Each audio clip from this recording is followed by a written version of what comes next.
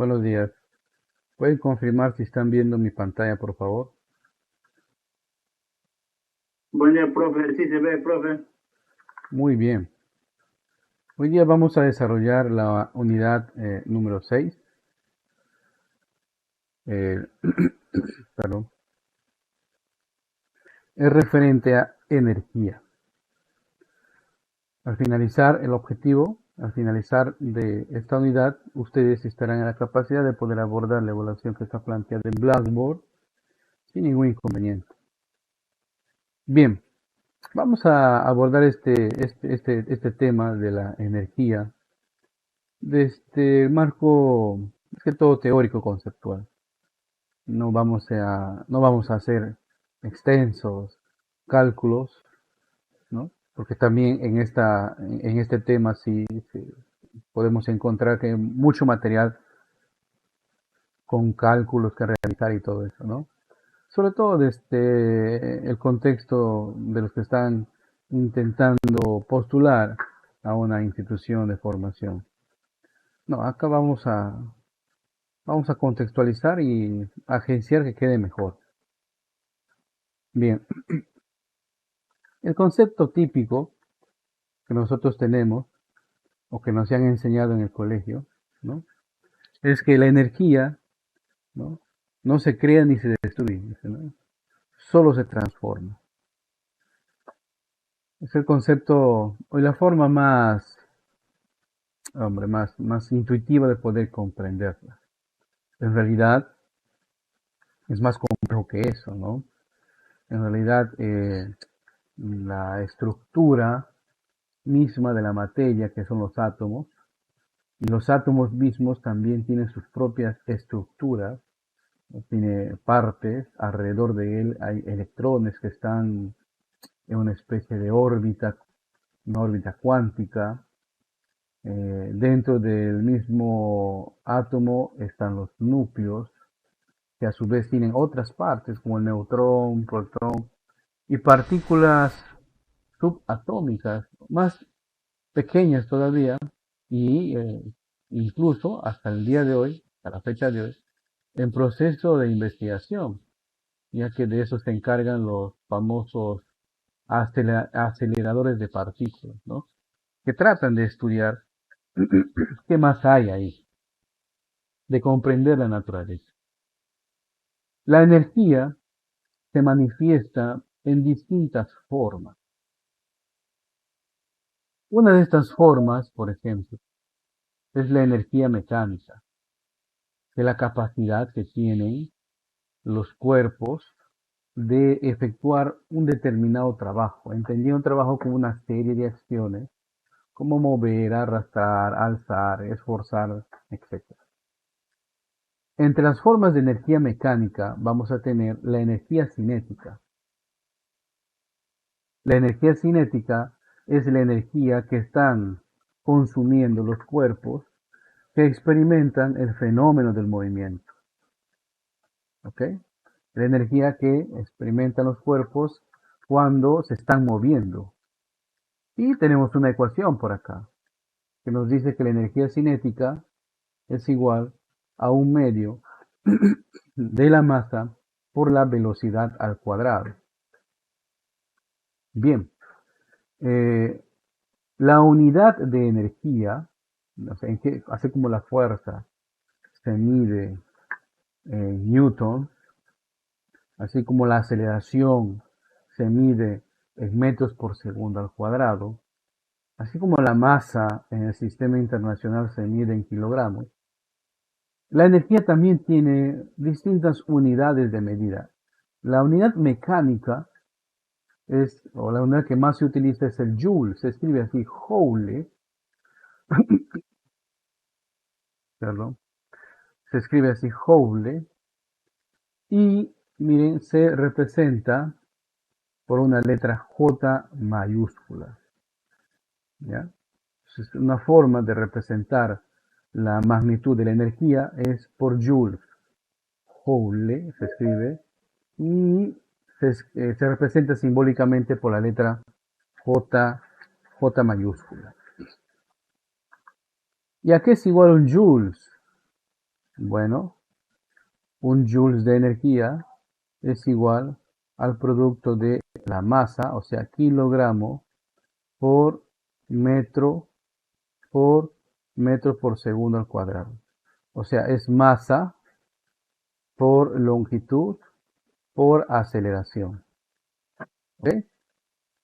En este caso es masa por velocidad al cuadrado, pero al final sigue siendo lo mismo. Otra forma de energía es la energía que se puede almacenar.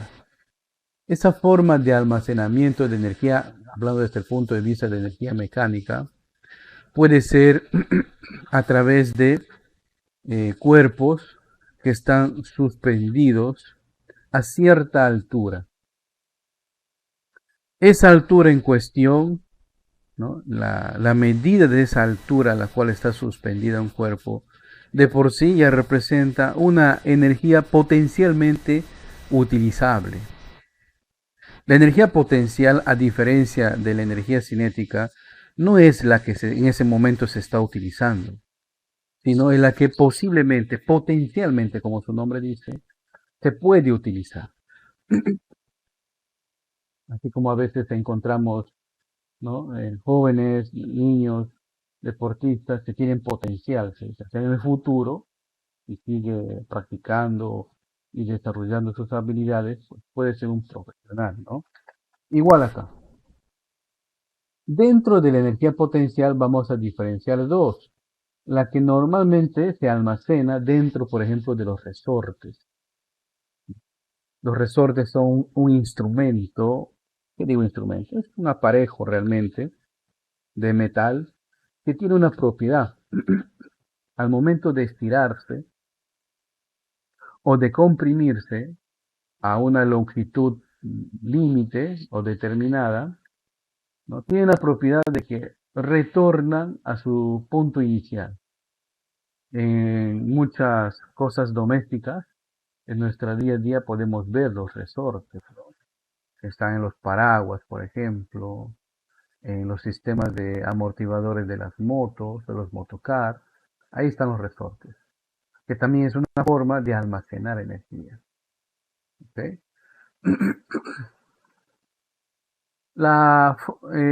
Otro tipo de energía potencial es la que utiliza, ¿no? La altura. Entonces tenemos cierta masa que está suspendida a cierta altura, cuya ecuación es la siguiente: masa por gravedad por altura, la que hemos visto hace un momento. Por ejemplo, las caídas de agua se aprovechan para represar esas caídas de agua, ¿no? O sea, agua que está a una altura determinada se hacen circular por tubos que hacen a su vez, al momento de caer, se convierte esa energía potencial en energía cinética. Ese movimiento a su vez hace que las aspas de una turbina giren y esa turbina está unida a un eje de un motor, de un dínamo. Y ese movimiento genera pues electricidad, ¿no? De la manera como se utiliza esa energía potencial de las caídas de agua, o sea, las cascadas que llaman, ¿no? Para generar electricidad, ¿no? Es por la altura. Así como la energía mecánica, vamos a tener distintos tipos de manifestación de energía. Acá el manual propone algunas de ellas. La primera que nosotros podemos ver es la energía hidroeléctrica. Haciendo un paréntesis, uno de los problemas de nuestra sociedad moderna, uno de los problemas que tenemos, es el problema energético. ¿A qué me refiero con eso? Que tenemos dificultades para poder convertir la energía y transformarla a energía eléctrica, que es lo que normalmente nosotros utilizamos bueno, para congelar nuestros alimentos, ¿no? Eh, para utilizar nuestros artefactos, para iluminarnos, ¿no? Para recargar nuestras baterías. Correcto. Esa energía eléctrica no es que se le encuentra naturalmente en la naturaleza, en el medio ambiente. No es que sales a buscar, voy a buscar, no, 2 kilowatts de energía eléctrica por acá, debe estar enterrado. No, sino es que los distintos tipos y manifestaciones de energía que ponemos en la naturaleza se adaptan y se convierten y se aprovecha ese potencial para poder convertirlo en energía eléctrica. Uno de ellos es la que podemos nosotros generar a través de las caídas de agua, o sea, a través de la energía hidroeléctrica. Acá les voy a compartir una imagen de una central hidroeléctrica. Miren, fácilmente se identifica acá, pequeña, pero se identifica. Podemos ver aquí que hay un río que está represado y ese río a su vez genera pues una especie de mini lago que gracias a la caída o a esta, mira, acá hay una altura, no sé si lo pueden notar, acá hay una altura, y esta altura, ¿no? Hace que esa caída pues tenga mayor fuerza, ¿no? Esa fuerza hace girar unas turbinas. Les voy a compartir una imagen transversal de lo que sería una central hidroeléctrica. O sea, si le hiciéramos un corte, así un corte transversal, así, para poder ver lo que contiene esa central, pues viéramos algo como esto, miren, ¿ves?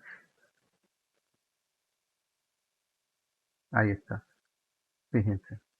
Entonces, ahí tenemos la represa, es generalmente es de hormigón y concreto reforzado, que hay una altura a la cual el agua se empotra y se utiliza esa altura para que el agua se procese y fluya a través de unos tubos y esto a su vez hacen girar unas turbinas que giran pues un generador y ese movimiento se convierte en energía eléctrica que luego es trasladada y llega a tu casa, ¿no?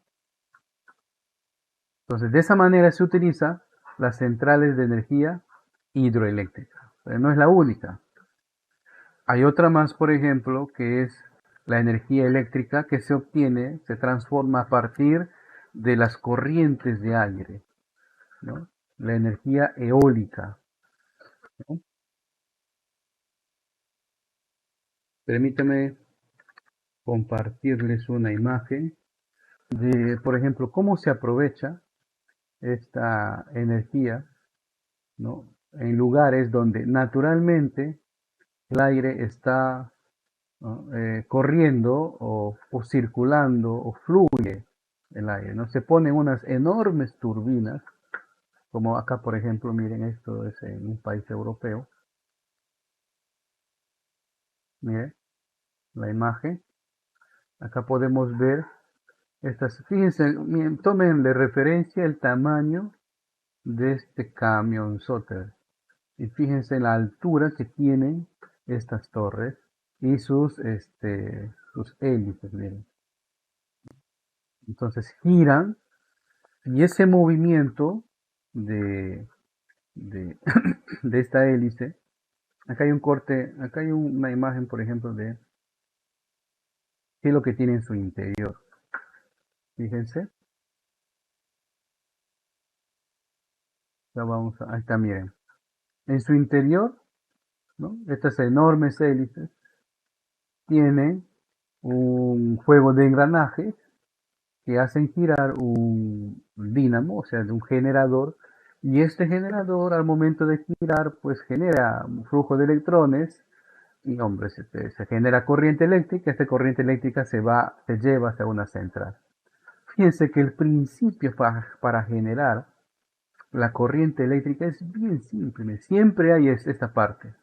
Recuerda, en la hidroeléctrica también había esa parte, ¿no? Un dínamo, un generador, que de alguna forma hay que hacerlo girar para eh, generar corriente eléctrica, ¿no? Obviamente hay sectores geográficamente que no han sido pues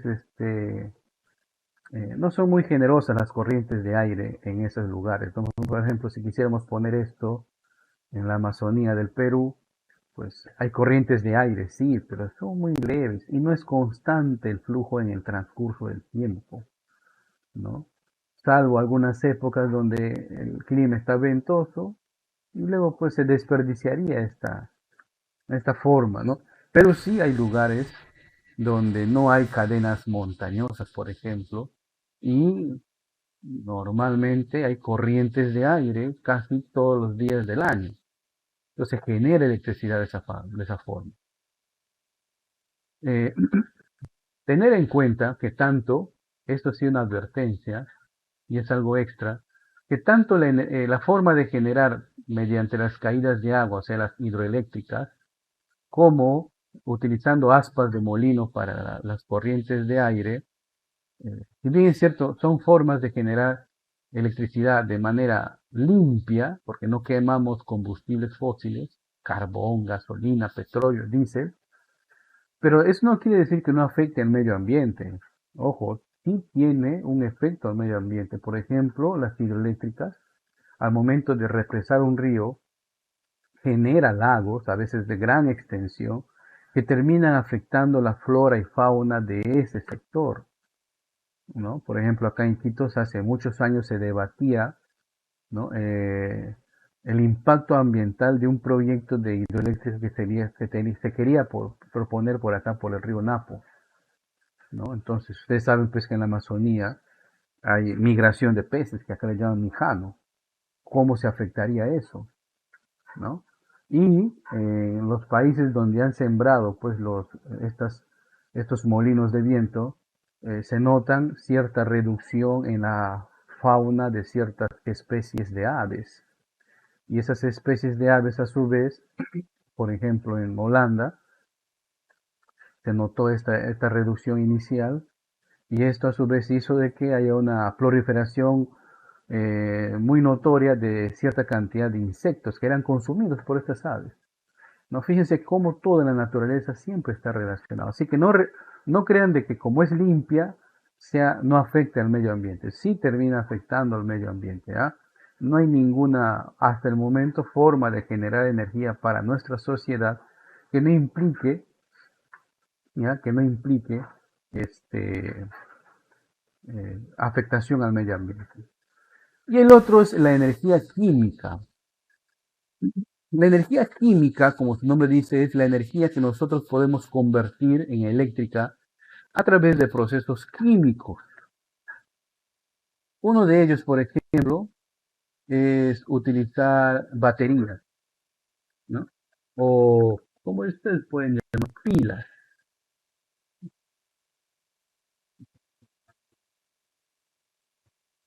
Típicas pilas que nosotros podemos comprar y conseguir en el mercado, en una bodega, en una tienda, ¿no?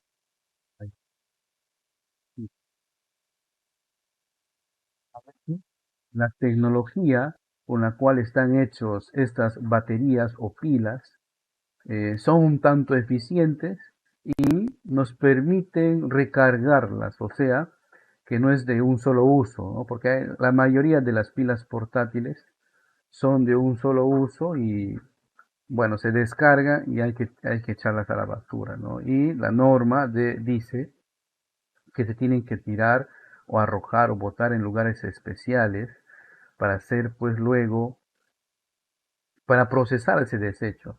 La realidad es otra acá, por lo menos acá en nuestro país lo que se hace es tirarlas al mismo tacho de basura y estos a su vez van a depósitos y fíjense, donde haya tachos donde usted bota una pila como estos, alrededor, a 1 metro alrededor, no va a crecer nada, todo muere, porque el insumo químico con el cual está construido mata justamente a esa flora y a la riqueza que tiene la tierra para poder producir pues árboles, ¿no? Arbustos, ¿no?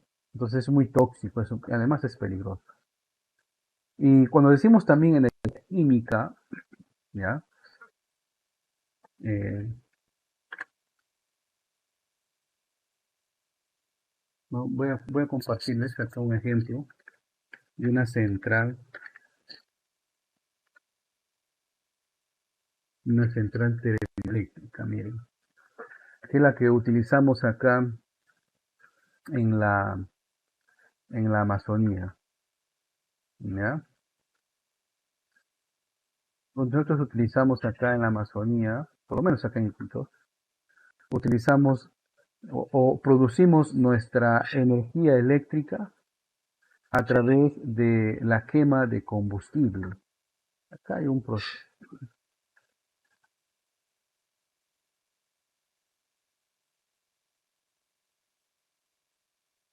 Ahí está. Entonces, en algún lugar existe un motor generador, tipo los motores de nuestras motos, en donde se quema el combustible. Bueno, esta no es una imagen fidedigna, pero bueno, vamos a compartirles otra entonces. A ver,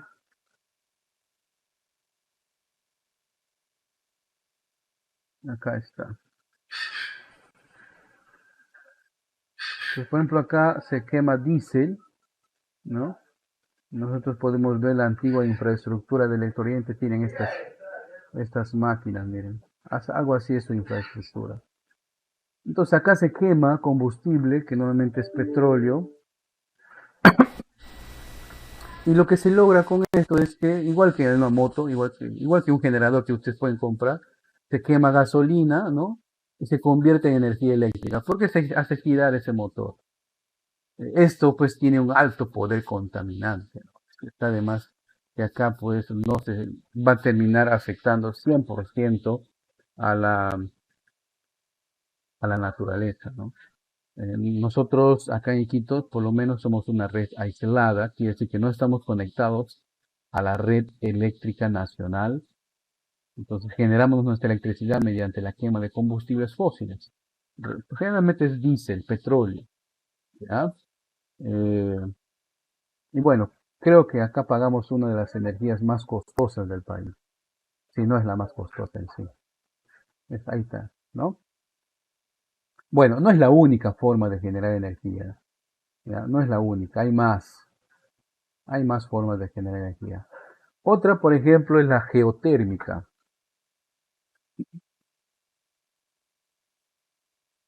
No sé si ustedes habrán escuchado de estos lugares turísticos llamados, pues,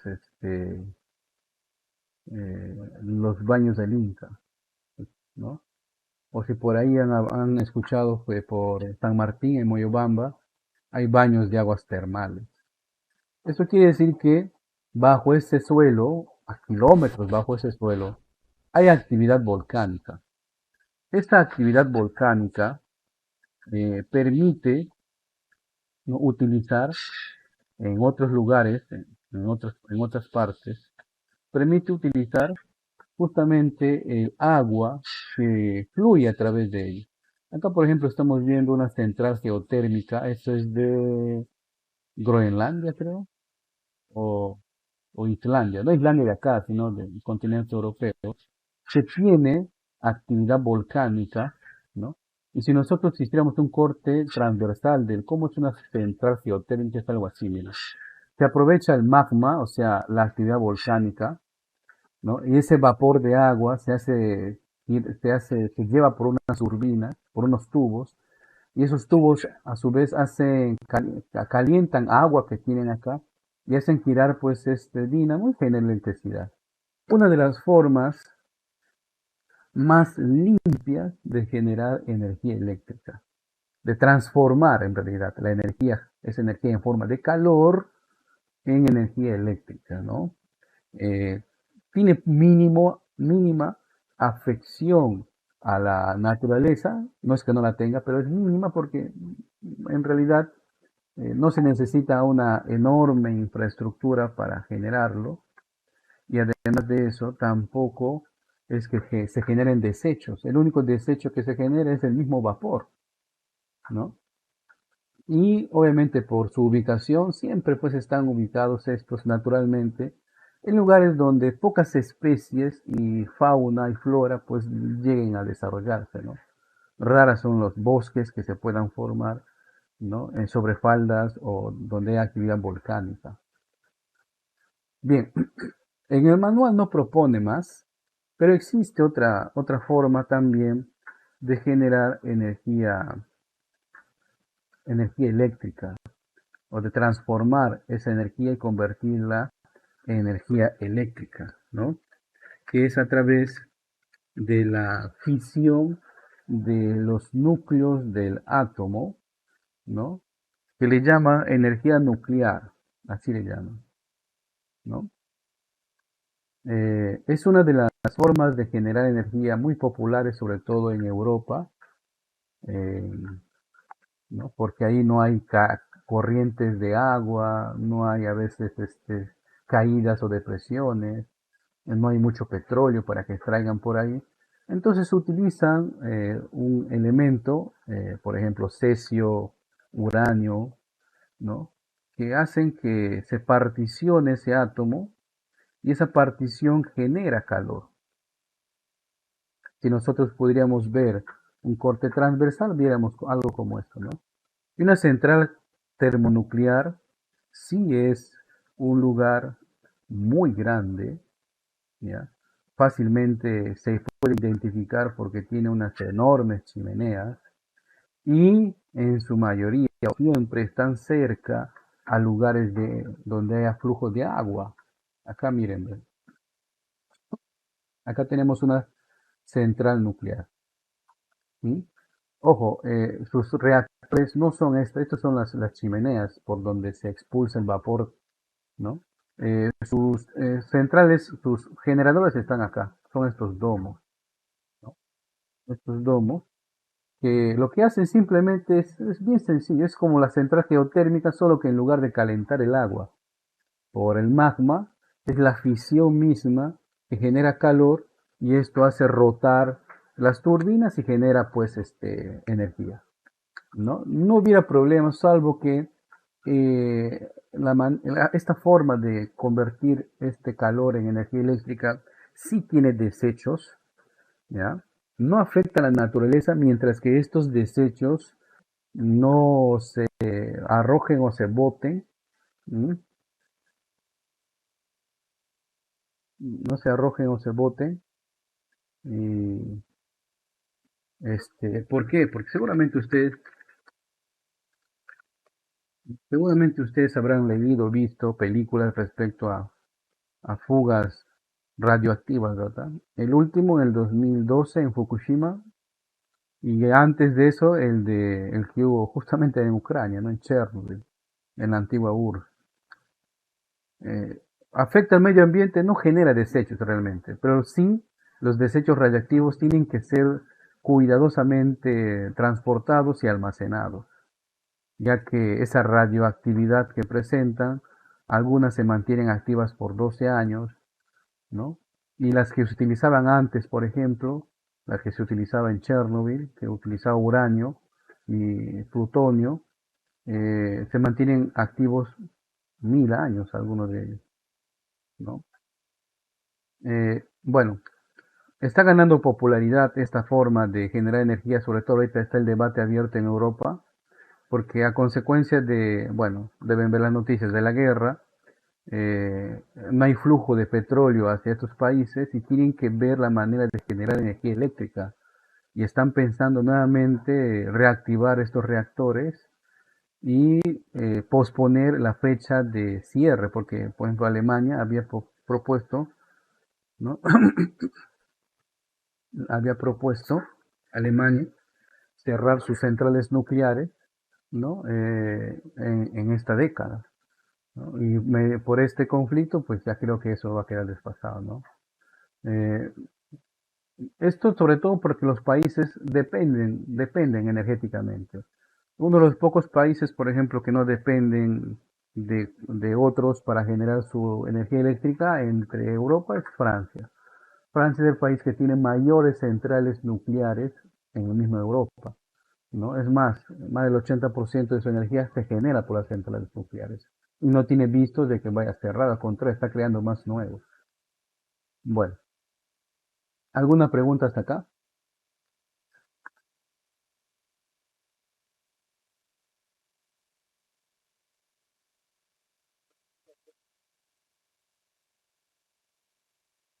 Muy bien.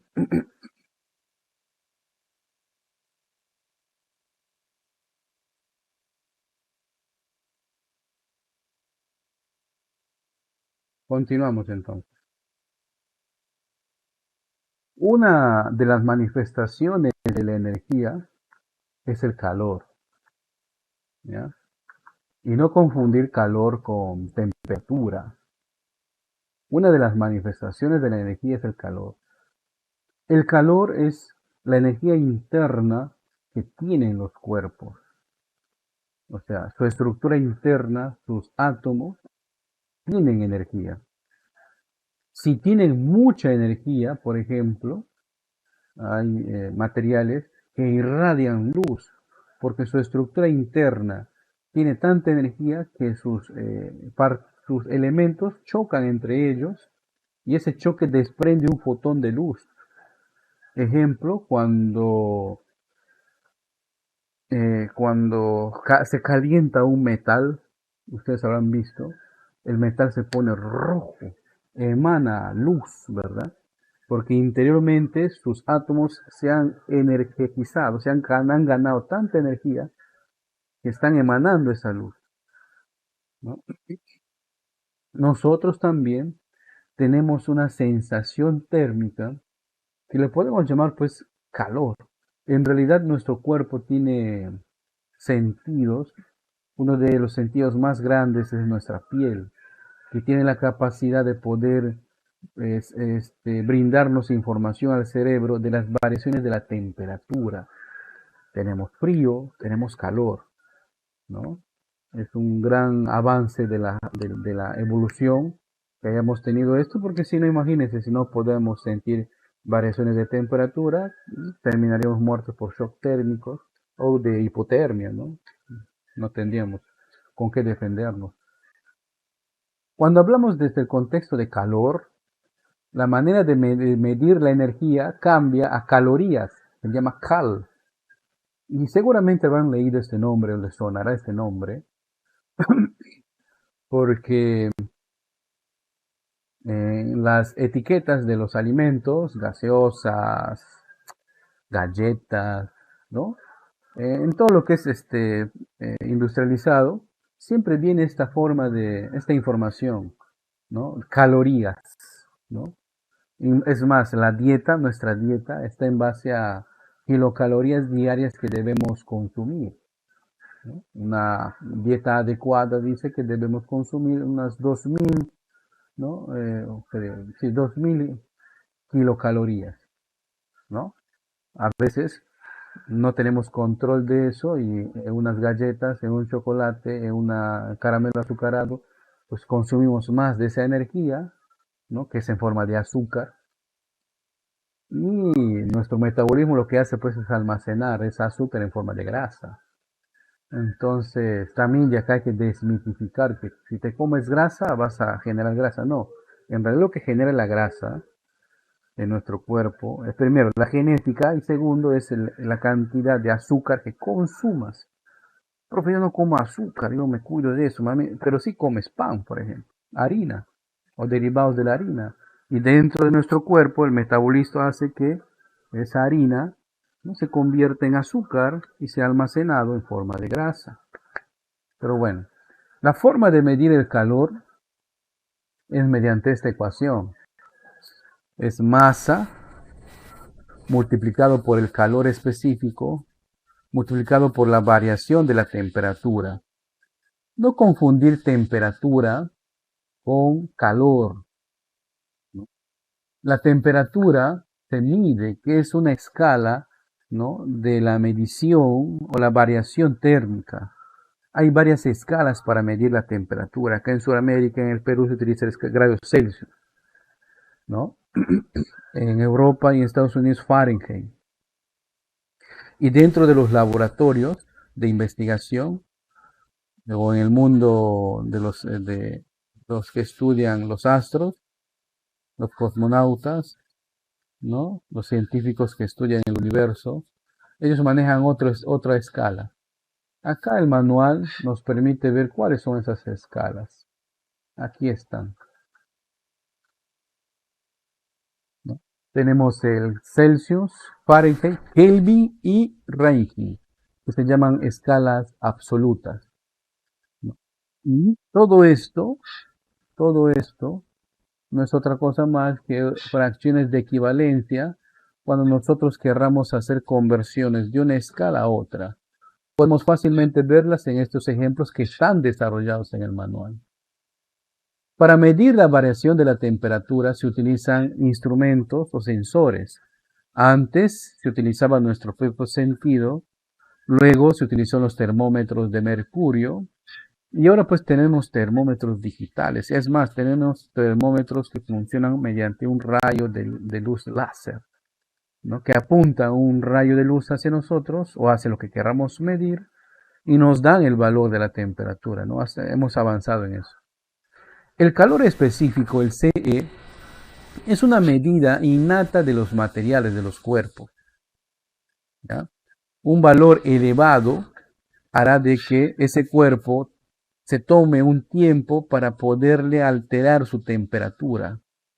Ejemplo, cuando nosotros queremos calentar, por ejemplo, agua, no es igual calentar, por ejemplo, una olla pequeña que una olla grande de olla común, ¿verdad? Necesitas ponerle más leña, más fuego, más intensidad, o sea, darle más calor. En este tema son los metales, ¿ya? Son los metales, ¿ya? Los que tienen un valor de calor específico pequeño, ¿ya? Son los metales. Esto permite, y ustedes pueden ver y comprobar, de que los metales se enfrían y se calientan rápidamente. Así como se enfrían, así se calientan. Por eso, por ejemplo, los tubos por los cuales se transmite el calor en un refrigerador son de bronce, ¿no? Que es una aleación, o de aluminio, ¿no? Y a veces tiene aspectos negativos, por ejemplo, cuando pega el sol, en la calamina que normalmente se utiliza acá en la Amazonía, porque acá llueve, rápidamente se calienta, ¿no? Pero cuando se oculta el sol, así como rápidamente se calentó, pues rápidamente se enfría. En cambio, en la casa hay otros elementos que no tienen esa propiedad, por ejemplo, las paredes hechas ya sea de ladrillo o de barro, si es de adobe, ¿no? Cuando tienes la suerte de vivir justamente y el sol pega en una pared de tu casa, todo el día está ahí que se calienta, ¿verdad? En la mañana todavía no sientes el calor, pero ahí a golpe de las 3 de la tarde ya el calor se irradia hacia el interior de la casa. Se oculta el sol, llega la noche y todavía esa pared está caliente, ¿no? Y le toma hasta la medianoche, 1 de la mañana hasta que se enfríe, ¿cierto? Entonces hay cuerpos, seguramente la pared y justamente el cemento, tiene un elevado valor de calor específico. La madera también tiene un elevado valor de calor específico. Por eso que ustedes ven que la mayoría de los chefs, por ejemplo, utilizan utensilios de cocina de cucharas de madera y todo eso, ¿no? Pueden utilizar también de metal, pero tiene un mango de madera. Porque si utilizarían de puro metal, ¿no? Se calentaría tan rápidamente que no podría pues, maniobrar, ¿no? En la olla, en la cocina, en la parrilla, ¿no? Muy bien. El calor permite, ¿no? Que se den ciertos fenómenos en los cuerpos, que es la dilatación. Existen 3 tipos de dilatación: lineal, superficial y volumétrica. La lineal es la que experimentan los cuerpos cuyas dimensiones son despreciables, solamente nos interesa su longitud. Por ejemplo, un hilo de cobre, ¿no? No nos interesa tanto medir su diámetro, aunque se podría hacerlo, pero un hilo de cobre, cuando se calienta, experimenta dilatación. la dilatación es un fenómeno que cuando se le agrega calor a un cuerpo, el cuerpo se expande, crece. Y cuando se le quita calor, el cuerpo se contrae, disminuye su tamaño. Entonces los cables, las cuerdas, las sogas, como se dice, experimentan ese tipo de dilatación térmica lineal. Existe otro, por ejemplo, con la dilatación superficial y volumétrica. Habrán notado estos fenómenos, por ejemplo, cuando construyen calles o pistas por nuestras ciudades, y si es de cemento o de concreto, siempre tienden a construirlas en forma de rectángulos. Y entre rectángulo y rectángulo ponen una capa de brea, que no es otra cosa más que un derivado de petróleo. ¿Por qué ponen eso? Para que cuando queme el sol y cuando se expanda esa masa de concreto, no choquen entre ellos, ¿no? Y esa brea hace que, pues ese junte hace que pueda expandirse, puede contraerse. En las construcciones que se hacen, por ejemplo, siempre dejan esas separaciones, ¿no? No sé si ustedes habrán visto cuando un albañil está preparado y cuando va a hacer un piso, una sala, y esa sala es muy grande, siempre pone un enfierrado aparte que le llaman ellos temperatura. En realidad no es otra cosa más que un metal que va a absorber, ¿no?, esas variaciones térmicas y van a impedir que ocurra esto, como ven en la figura, ¿no? Que las paredes se rompan o los pisos se rompan. En cambio, un constructor empírico o novato no va a tener en cuenta eso, va a construirlo y a pocos días vas a notar que el piso de tus salas pues comienza a partirse o a microfisurarse, ¿verdad? Esto es un fenómeno que ocurre cuando tenemos una gran masa, en este caso de concreto, y no se ha tenido en cuenta la variación térmica. Hay que tener cuidado con eso. Bien, este es todo el contenido teórico que había que explicar en este tema. Yo les voy a invitar en el mismo manual, ojo a esto, hay casos desarrollados, ejemplos desarrollados. Lo checan, lo observan, lo analizan y si tienen una consulta, pregunten. En esta semana, ustedes, ¿no?, previa lectura o reforzamiento del tema, por favor, desarrollen la evaluación de esta unidad, de las 6. ¿Ya? Que netamente es checo, salvo uno o dos casitos donde hay que aplicar una conversión de lo que le estaba diciendo, de esto, de temperatura. Pues les digo, chequen esto, ¿ya? Una gran ayuda. Chequen esto. Yo sé que en el manual o en el Blackboard hay más material, o sea, hay hay PDFs de libro de trabajo, de hoja de ejercicio, hay más para reforzar. Pero para terminar y abordar la evaluación necesitan la parte teórica y chequear este caso que está ahí planteado, ¿ya? Casi todas las evaluaciones dentro del manual son contenido teórico, dentro del Blackboard, perdón.